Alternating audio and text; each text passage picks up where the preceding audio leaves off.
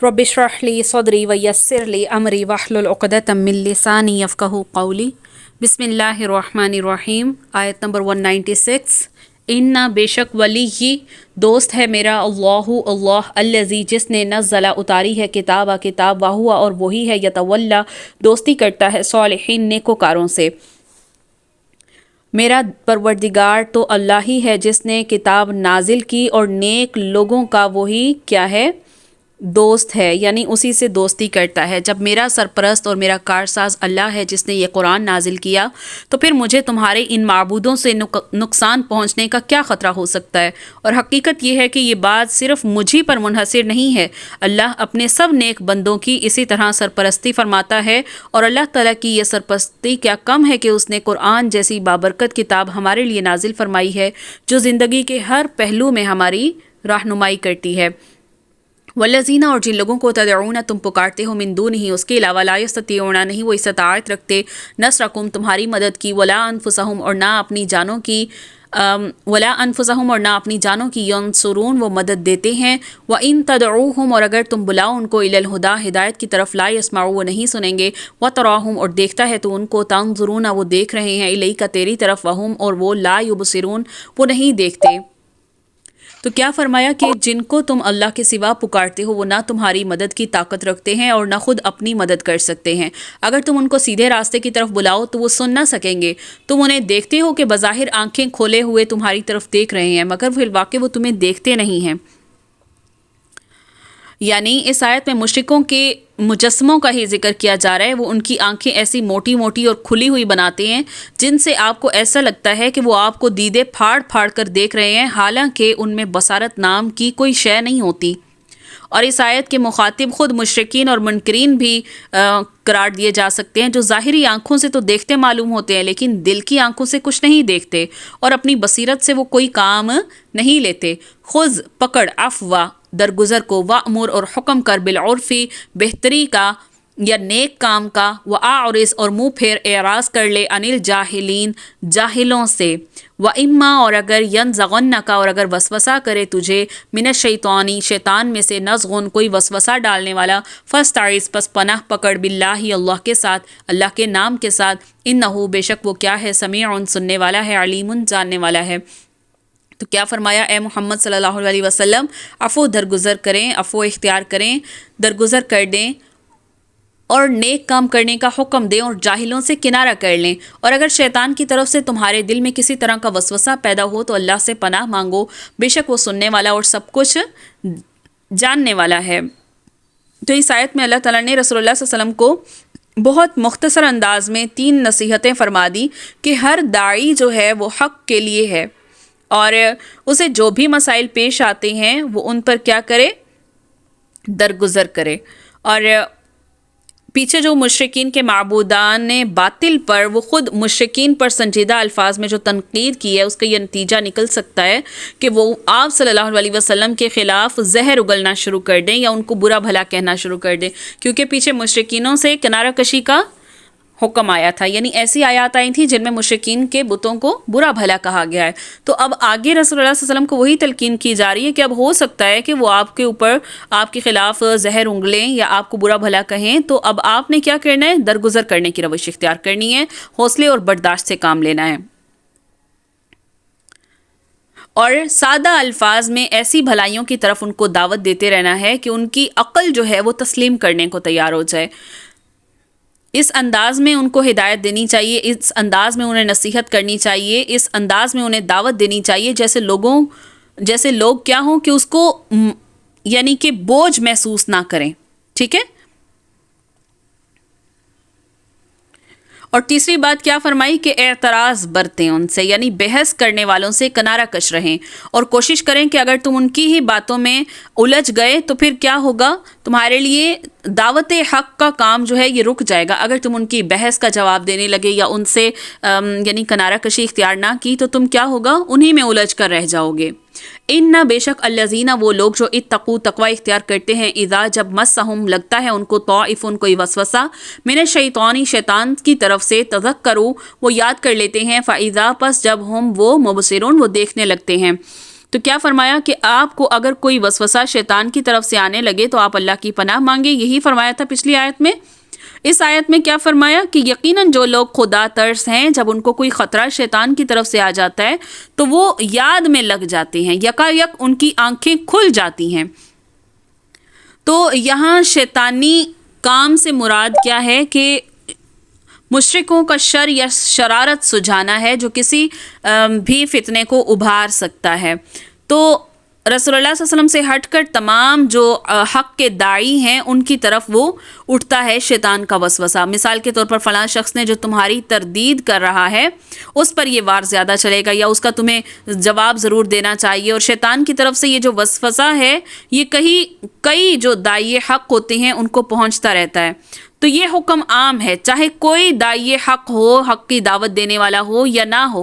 شیطانی وسوسہ اللہ کی یاد سے غافل یا کسی بھی گناہ کے کام کی رغبت پر محمول ہوتا ہے. تو ہر صورت میں جب اللہ سے ڈرنے والے اس شیطانی وسوسے کے انجام پر غور کرتے ہیں تو ایک دم انہیں صحیح صورتحال پتہ چل جاتی ہے، ان کے سامنے آ جاتی ہے.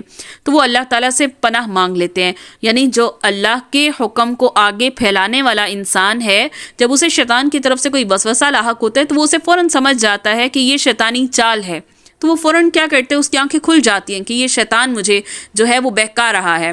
تو وہ فوراً اللہ سے پناہ مانگتے ہیں.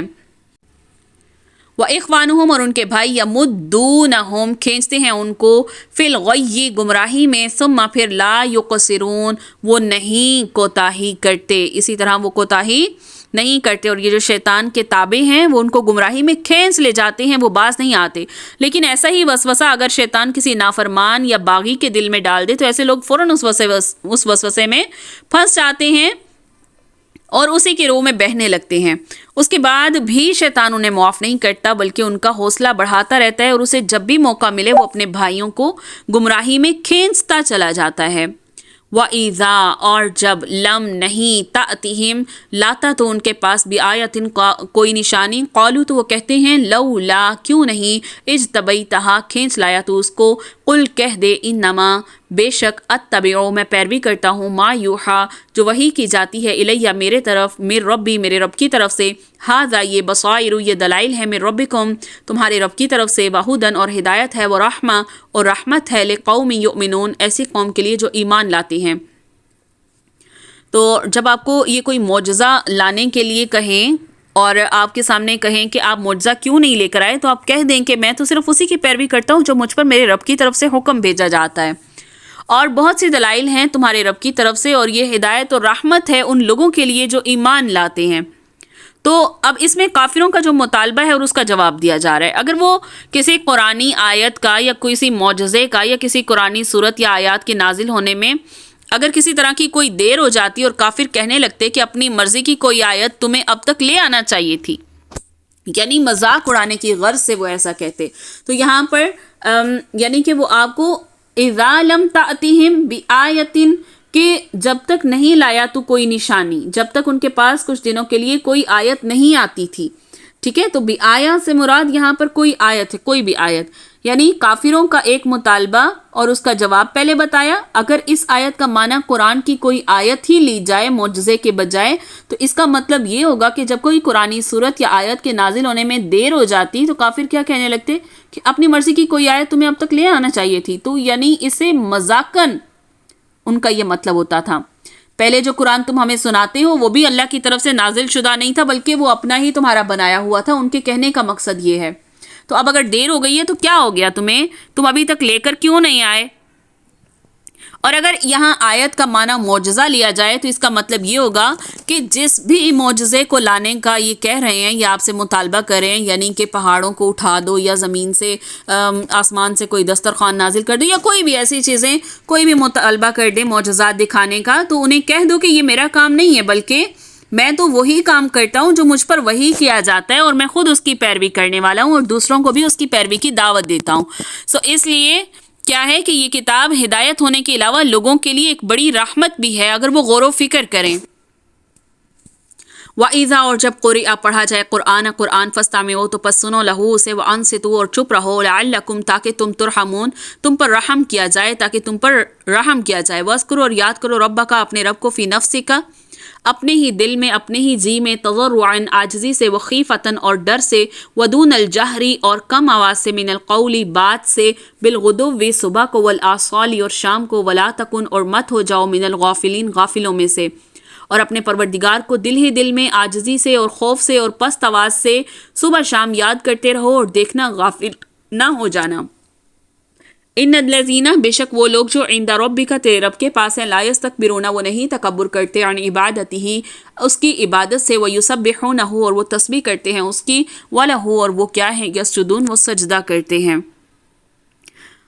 تو آیت نمبر 204 میں کیا فرمایا کہ مشرکین مکہ نے جیسے مسلمانوں پر پابندی عائد کر رکھی تھی کہ وہ بیت اللہ میں داخل ہو کر نہ نماز ادا کر سکتے ہیں نہ طواف کر سکتے ہیں، اسی طرح یہ بھی ان پر پابندی لگا رکھی تھی کہ مسلمان نماز میں بلند آواز میں قرآن نہیں پڑھا کریں، کیونکہ اس سے ان کے بچے، ان کی عورتیں اور جو ہیں وہ قرآن سے متاثر ہوئے بغیر نہیں رہ سکتے۔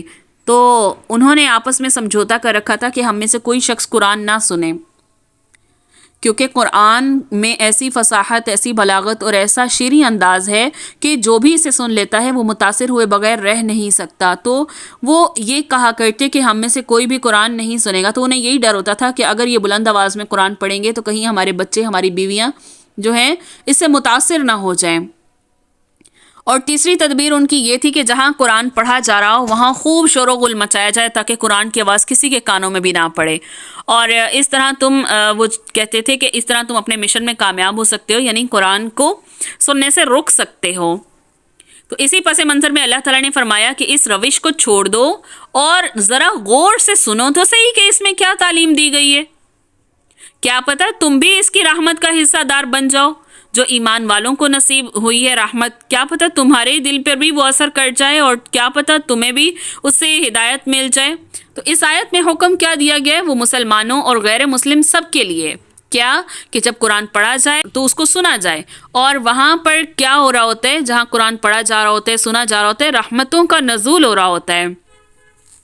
تو جب ایسی نمازیں جس میں امام بلند آواز میں قرات کر رہا ہے یا مقتدی، اس کو کیا ہے کہ سورہ فاتحہ بھی دل میں پڑھنی چاہیے۔ تو یہاں پر یہ مسئلہ آ جاتا ہے، اختلاف بھی اس میں آ جاتا ہے، اور بعض لوگ کہتے ہیں کہ سورہ فاتحہ کو دل میں پڑھنا چاہیے، بعض کہتے ہیں کہ امام پڑھ رہا ہے اس کے ساتھ ساتھ پڑھنا چاہیے۔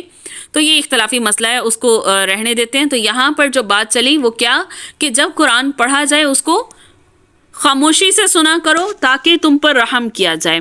اور دوسرا، تلاوت قرآن کے آداب بتا دیے۔ صبح شام سے مراد یہاں پر دونوں مخصوص وقت بھی ہو سکتے ہیں، یعنی صبح اور شام کی نمازیں بھی ہو سکتی ہیں۔ صبح شام جو لفظ استعمال ہوا ہے اس کا مطلب یہ بھی ہو سکتا ہے کہ اللہ کو یاد کرتے رہنا دل میں، اور اس کے ذکر سے اپنی زبان کو تر رکھنا، قرآن کی تلاوت کرنا یا اس کا ذکر کرنا، کوئی بھی اس کے معنی ہو سکتے ہیں۔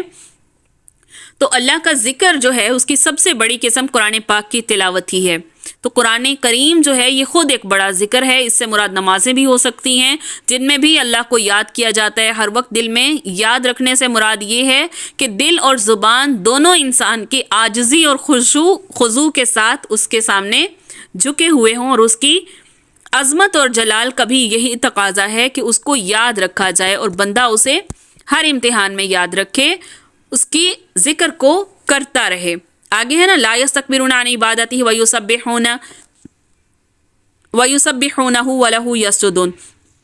تو یہ آیت سجدہ بھی ہے، اس سے مراد یہ ہے کیونکہ اکڑنا جو ہے وہ شیطان کا کام ہے، اور اس کے مقابلے میں فرشتوں کا کام یہ ہے کہ وہ اللہ کے حضور جھکتے ہیں، اپنی غلطی کا اعتراف کرتے ہیں، ہر وقت اس کی تسبیح میں لگے رہتے ہیں۔ اور اس آیت کے اختتام میں مسلمانوں کو سجدے کا حکم بھی دیا گیا ہے تاکہ اس کا حال بھی ملائکہ کے حال کے مطابق ہو جائے۔ تو سیدنا ابو ہریرہ رضی اللہ عنہ فرماتے ہیں رسول اللہ صلی اللہ علیہ وسلم نے فرمایا، جب ابن آدم سجدہ کی آیت پڑھتا ہے اور سجدہ کرتا ہے تو شیطان روتے ہوئے علیحدہ ہو جاتا ہے اور کہتا ہے میری بربادی۔ ابن آدم کو سجدے کا حکم ملا تو اس نے سجدہ کیا اور اس کے لیے جنت ہے، اور مجھے حکم ملا تو میں نے انکار کیا اور میرے لیے دوزخ ہے۔